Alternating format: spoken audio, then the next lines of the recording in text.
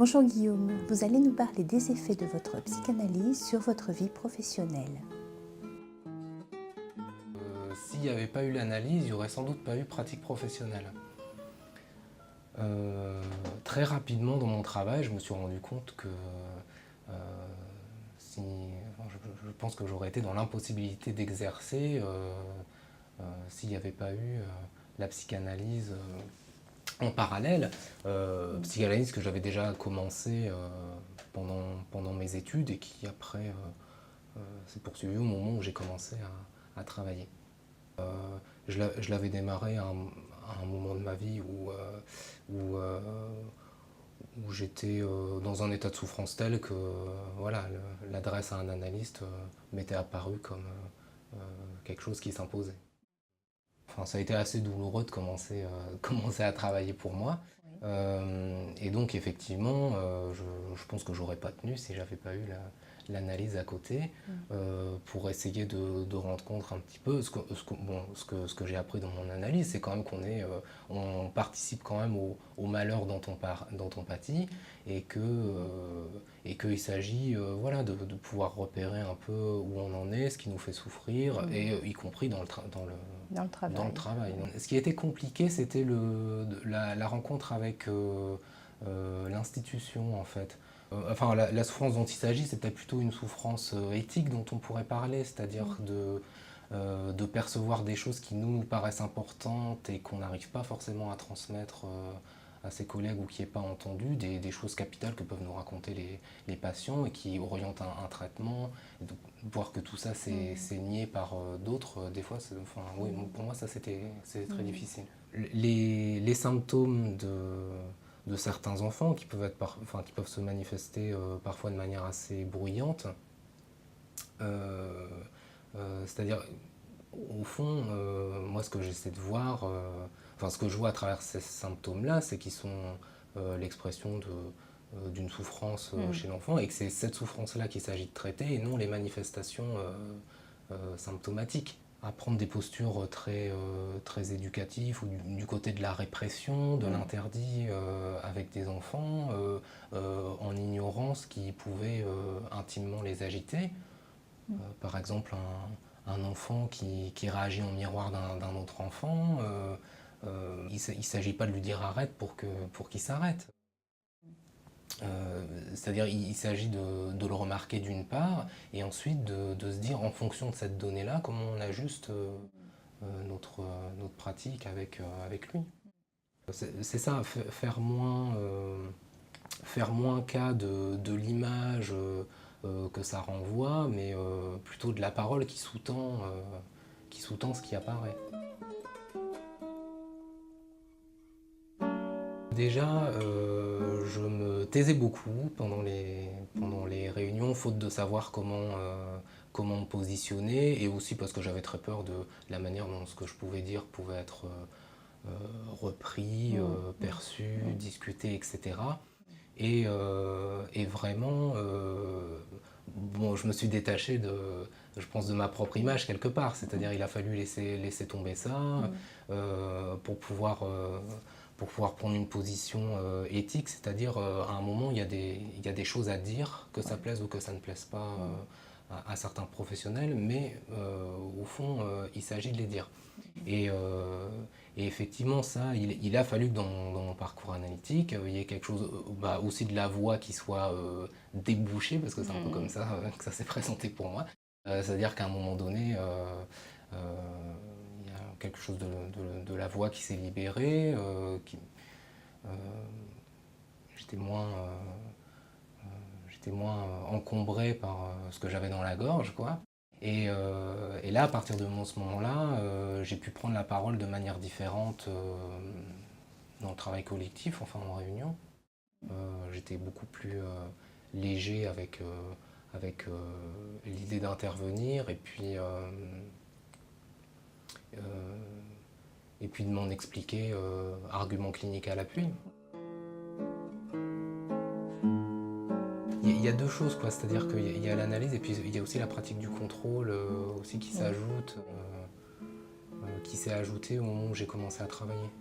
L'analyse, quand même, ça permet de supporter de ne pas tout comprendre tout de suite.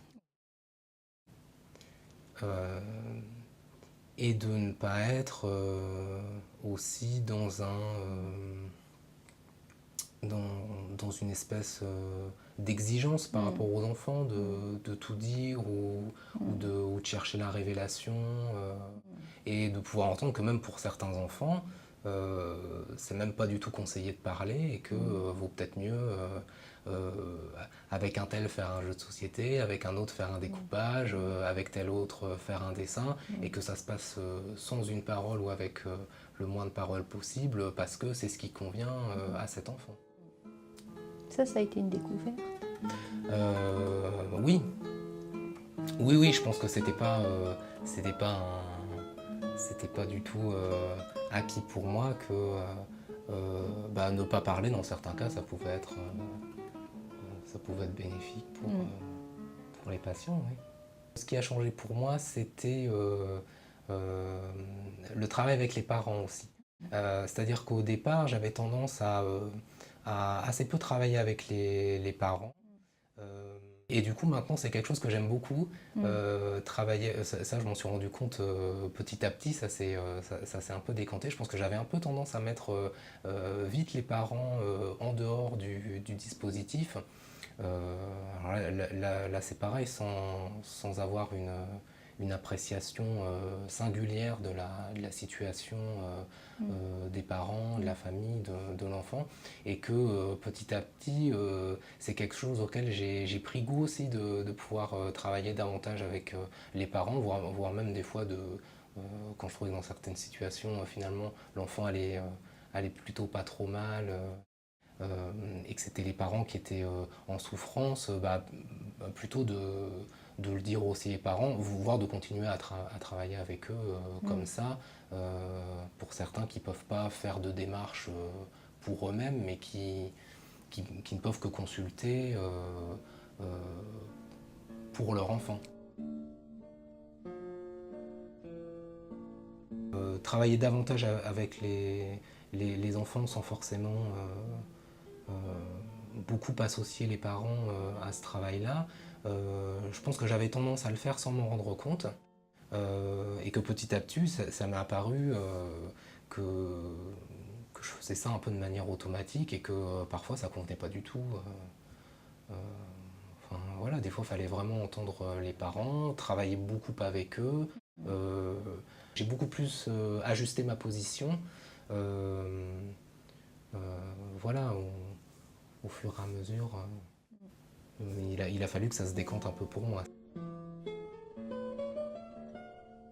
L'analyse a eu un effet sur ma voix. Et cette découverte enfin,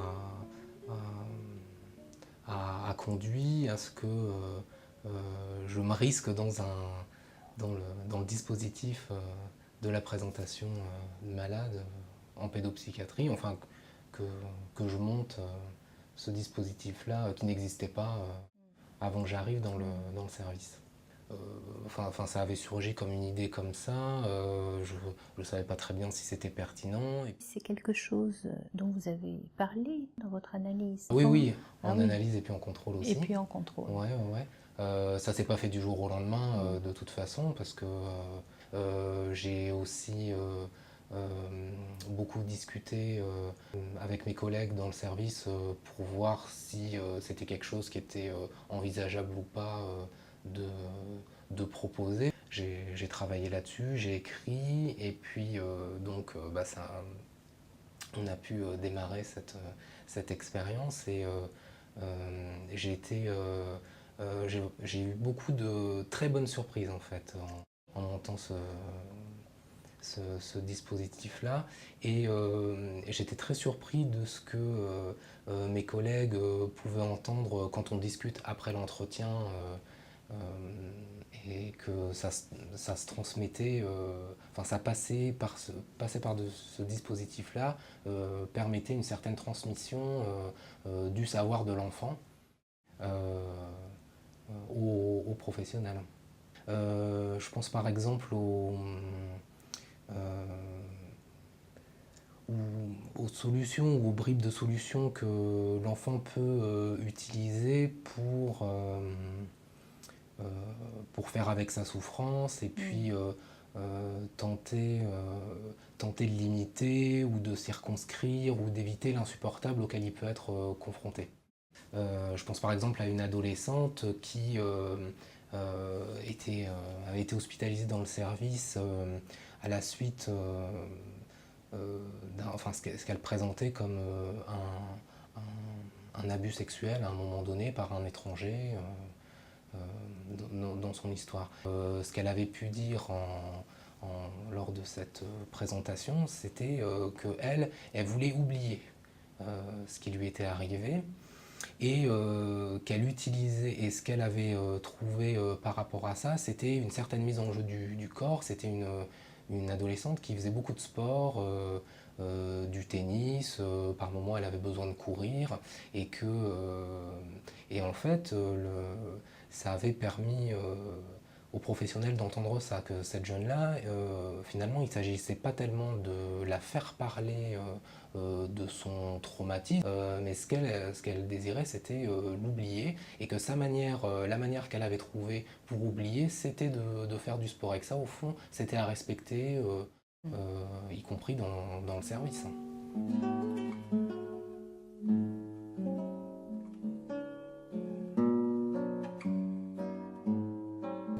Le tout premier garçon qu'on a reçu, alors moi je l'ai rencontré, on a engagé la conversation la première fois pendant la présentation, et après je l'ai reçu quelques jours plus tard tout seul dans mon bureau, et il était très déçu qu'il n'y ait pas d'autres personnes. Il est arrivé dans le bureau, il a dit ah bah les autres ils sont pas là. Et il était très déçu de ne pas pouvoir à nouveau témoigner devant d'autres personnes.